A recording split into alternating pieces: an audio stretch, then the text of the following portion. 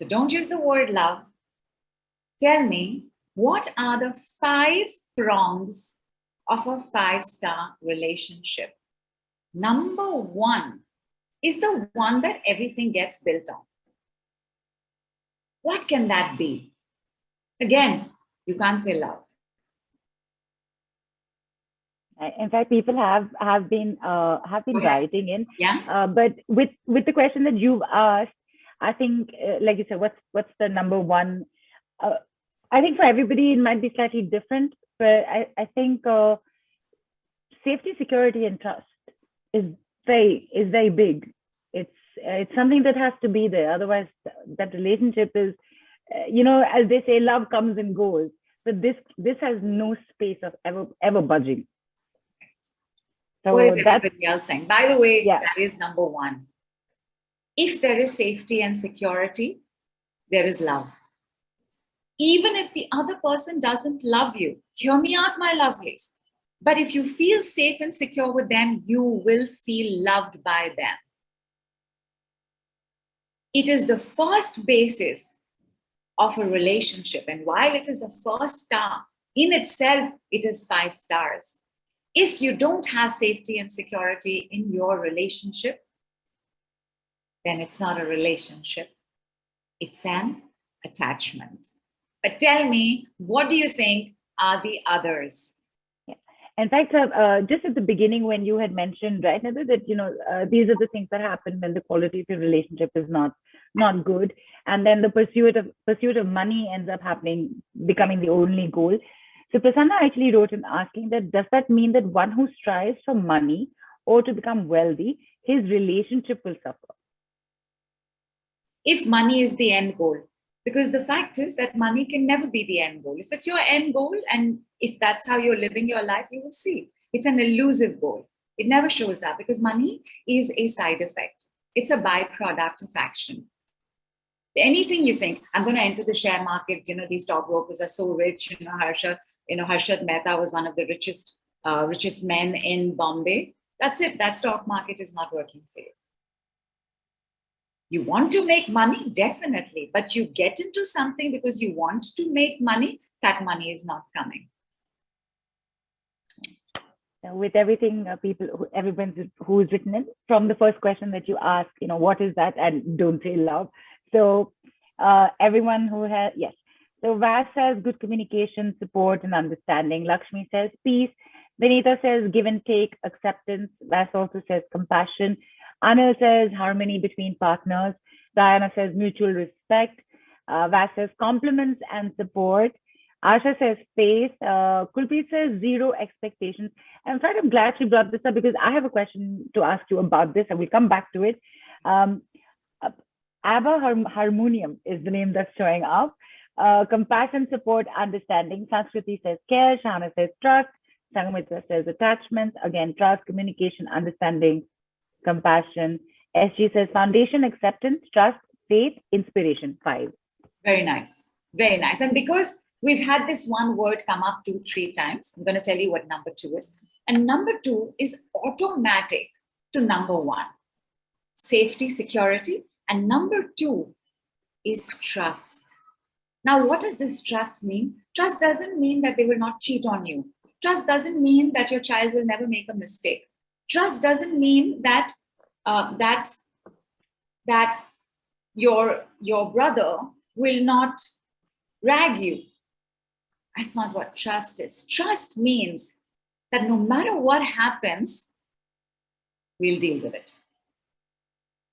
So trust is not that the bad things will not happen, or this person can never hurt and harm me. Because remember, even because the language of love is spoken in multiple tongues, the language of hurt is also spoken in multiple tongues, right? This child saying, my mother doesn't love me, my father doesn't love me, my boyfriend, everybody loves him, right? But we are not speaking her language. So she's hurt.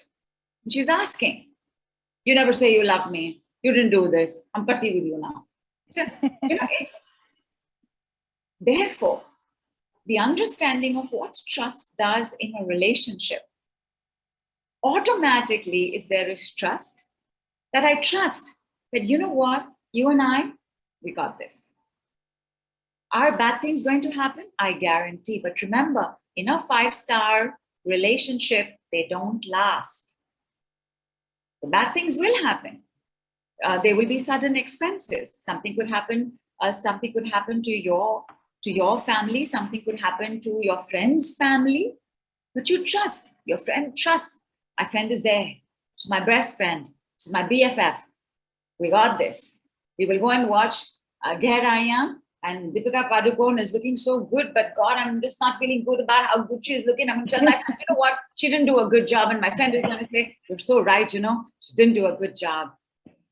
Did you hear her shriek like that? You know, you trust that in that moment, whatever it is, you will ride it out. If there is trust like that, invariably, without a doubt, is number 3. And if you notice, I'm writing these down on my fingers. And I'm writing these down on my fingers because each finger is 1 star. And what you can do with a finger can immediately start to bring in the quality you want in your relationship. And I'm going to tell you how to use the fingers. There are 3 ways to use fingers. Hang in there. Number 3, respect. Okay, now respect is not, oh my God, they've done so much in life. Now I must just keep quiet and only listen, or I must just do exactly what they want done. That's not respect. That's tyranny. Respect is a mark of humility. What does that mean, humility? Can somebody tell me what is humility in a relationship? I think humility in a is, you know, it's not letting your ego come, irrespective of knowing or being right. It's okay not to say it and just take a back seat. It's okay. It's absolutely fine. Correct. Respect is the ability to eat humble pie. In any great relationship, lots of humble pie is being eaten. The relationship that I have with my son today, 4.5 stars. Not 5, 4.5 stars. Definitely 100 times better than 2 years back, which itself was better than 2 years back, because I have eaten a lot of humble pie. Not so much my son. But I have a relationship with a child who listens to me. And this is not because his father and I did such a great job of bringing him up, and he's such a great guy, and he's such a good boy, and he's so obedient. No. My son listens to me because I listen to him. And when my son says, Mom, you've just come over to meet me. What is this? What is this flurry you've got him to clean? He has a bachelor pad the first time I went over. You can imagine, right? First of all, I'm a woman. Then I'm a mother. I have a certain job profile. I have a certain KRA to fulfill. So I showed up and started putting things everywhere. I was coordinating with the house help. I was ordering flowers. I was like, and he was like, Mom. And he said a few things. And of course, I've gone again. I haven't done that. It's humble pie, especially if you're dealing with a child.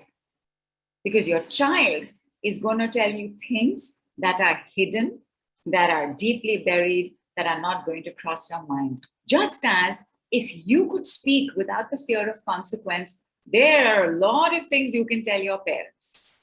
So when you have the ability to listen to somebody saying this, once in a while, my son is wah, in which case I am parental, I am authoritative. This is not about the son becoming the boss. Humble pie means he has something to say, even if it's not good to hear, nice to hear, I don't want to agree with it.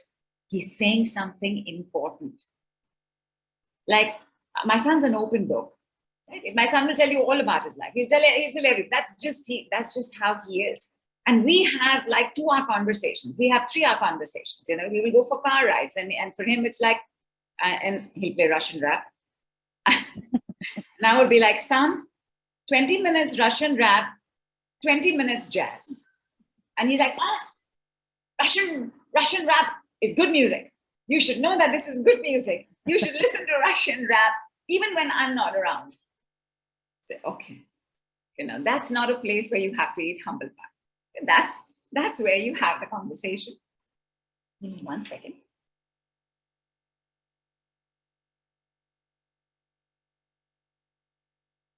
Cheers, everybody. Cheers. Respect, humility, eating humble pie is required because there is no listening without humility. If you don't have humility, you won't listen because I'm right. You got to listen to me. I'm going to tell you what to do. There's no humility there. When there's no humility, there's no respect. But even more crucial than listening is that you need humility for learning. You need the third star for the fifth star. I'm going to come to the fifth star, perhaps you already know it. The fourth star. Now, the fourth star is a slightly multi-leveled star. The fourth star is common goals or common activities. There has to be something that binds you. Why? Because multiple languages of love. But if you have a common goal or you have common interests, you will speak the same language, right? If I loved listening to Russian rap, can you imagine the conversation my son and I are having? Because it's a common activity, right? It's a common goal. Let's listen to more Russian rap. That common goal, that common activity, whatever that might be, even if it is, listen, once a year, we're going to travel abroad. Now, in that time of the planning of the trip, of the planning where you're going to go, which month it's going to be, you are speaking each other's language. When we speak each other's language, we have a pampana bond. We have a connection, right? Like in our family, we get very excited about going to see some movies, like Avengers, right? We all get very excited. So, and of course, and we are Punjabis. We're loud, we're rambakshas, the house is a mess. We are speaking at the top of our voices. Dog wants to come in. Dog is also speaking at the top of his voice. It's loud. You would think that no communication is taking place, and perhaps verbally none is. But all of us are united in the यारा 3 बजे निकलना है, पहुंचना है, पहले popcorn लेंगे, फिर समोसा लेंगे, फिर अपना रोल बुक करेंगे, then we will go inside. We are united in that moment. That's what you want, right? That's what, as a human being, because our program is entrainment. Entrainment means that if somebody is at a high vibration and somebody is at a low vibration, this person will start rising and this person will start coming down, so that both can be here. It's called resonance. It's a phenomenon in physics as well. And if you remember physics, like basic physics, this is what we did in tuning forks. So this resonance happens maximum when we're speaking the same language. Tell me, everybody, am I making sense to you? Are we speaking the same language? Yes? Everybody say aye. Yes, absolutely, yes. Yes? Then you and I are connected right now. Yes? Yes. How wonderful does it feel? I can't see all of y'all, but I sense you. I feel you. In the back of my head, I know that my phone's there. There are things blowing up on Telegram. I love it. Right? I feel you. You feel me. This back and forth is taking place, which is what takes place in a connection. Something else takes place in attachment. I will just come to that. But the fifth thing in a 5-star relationship, which is the sum total of all of this, but hugely dependent on star number 3, is growth. Are you growing? When I say growth, now, obviously the body doesn't require any help in this direction, because the body grows anyway. Like some part of the body growing is part of also how the body changes every few decades. But growth, do you all listen to different kind of music? Are you all meeting newer kind of people? Are you all trying out new kinds of cuisine? when you speak to each other, can you see how far you've come together? And when I say this, when we speak relationship, we start thinking personal, intimate relationship, but I mean all relationships. Those people that you grew up with, your friends, your neighbors, if you stayed in the same house, your cousins, your uncles, your aunts, your mother, your father, your sibling. Neelu and I have come a long way. A long way. Like we've also now almost gotten to the point where we also know how to fight with each other best. Yeah. That we're not falling apart, that we're not sulking, then we're weeping after that. I'm so sorry, I didn't took you for granted. So we're also coming to that understanding about how in this relationship, she can say what she wants to say, and I can say what I want to say without either of us feeling bad or saying, but you're not hearing me, but you're not understanding me. You don't say you love me. Speaking more and more the same language.